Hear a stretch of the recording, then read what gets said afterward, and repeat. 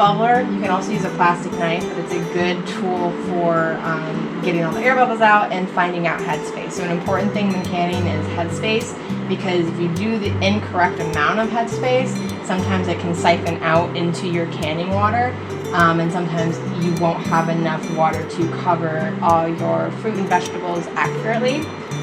So first, when you're done with doing all of the filling, you want to make sure that it's the proper headspace, and you can look at the side where the rings are. Those are good indicators of where the headspace is. This is a 1/2 inch. These bubblers also have the tiniest numbers imaginable, but this is a 1/2 inch, and Lisa did really good. So it's right at this line here. It's packed in there nicely. And you always want to make sure that the rim is cleaned off, because if there's any food or other substance that is in between the gasket ring here and the lid, you won't get a proper seal. So Lisa's going to put that on. And then most things you're going to do finger tight, so you don't need to do it super tight, but just enough to hold it, and that is ready to go.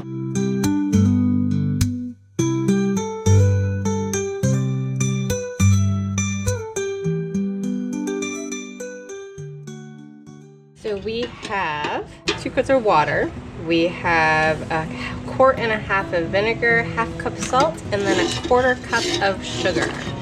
This is going to be our pickling solution for the cucumbers, which have been brined for 12 hours in salt water.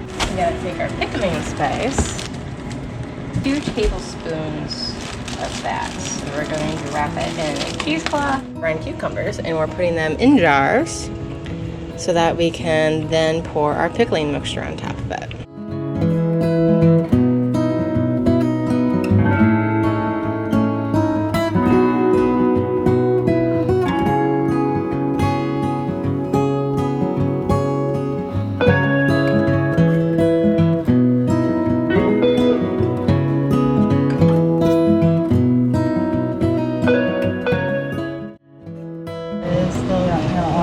You don't want to dump the water because it's going to evaporate anyway. Okay. Because that way you're not messing with your seal at all. So we have roughly 60 ounces of frozen corn in here. You can also use fresh corn, but that's a lot of work to do. We are going to put 1.25 cups of diced onions in here, sweet red and green peppers.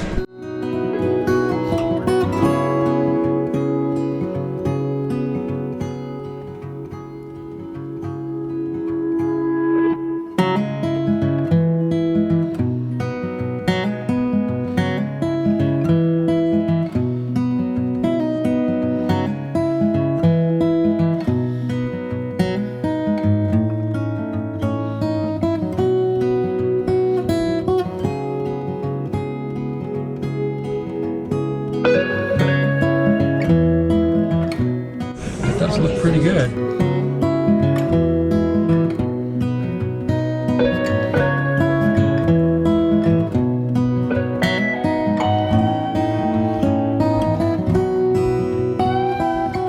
So sourdough, I know, can be very frightening because there's so much information out there. It's a really simple process. Essentially, you're just making a yeast colony, and you're trying to keep that colony alive. So right now, I need to feed this sourdough. The top liquid there, it's called pooch. It's a byproduct from the yeast itself. So I'm just gonna dump maybe like half of it out with the liquid. And I'm used to this. I'm used to my sourdough and the consistency of it. So I know I want my sourdough to be like a pancake consistency. I add this flour at first. Do like 2 tablespoons maybe. Mix that in. See how that goes. Okay, it's pretty dry right now, so I'm just gonna add a little bit of water. Long spoons help, especially because I make mine in a quart jar. You can do different vessels, like this is a huge vessel that you could use. You can also use one of these. I actually might buy one of these. I'm gonna keep her on the counter, and then I'll see if she gets bubbly. But what I'm gonna need to continue doing is monitoring, because she'll need to be fed daily now because I neglected her for so long. So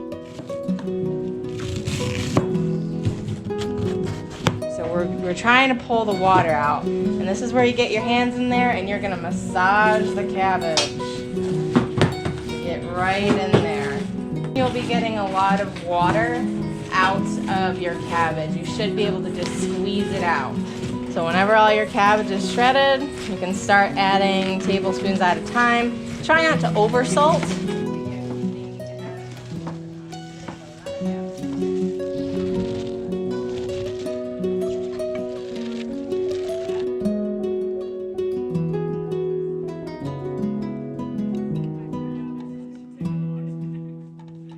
You get to the point of packing it in, you should really be packing it down until you see that liquid coming out.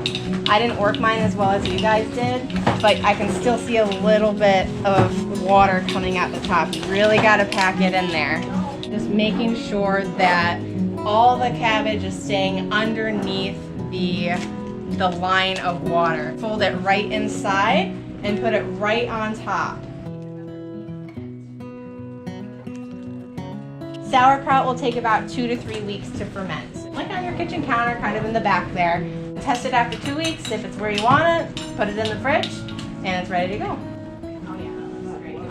So right now I have about 2 pounds of pickling cucumbers in there with some fresh heads of dill. I also use just some basic pickling spice as well, and you measure with your heart for that. Essentially, this is just salt, vinegar, and water. They're nice to have because they're a really nice flat base for the top of it, but you can also just use a tea towel and you can put it on top. It doesn't really matter. You will probably see mold on top once you start getting into the fermenting process, and that's okay. All you gotta do is skim it off the top. As long as your vegetables are underneath the water, you're gonna be good to go. Oh, pickles! Here they come! Wow, look at that! Oh boy. Okay, I mean, they're pickles!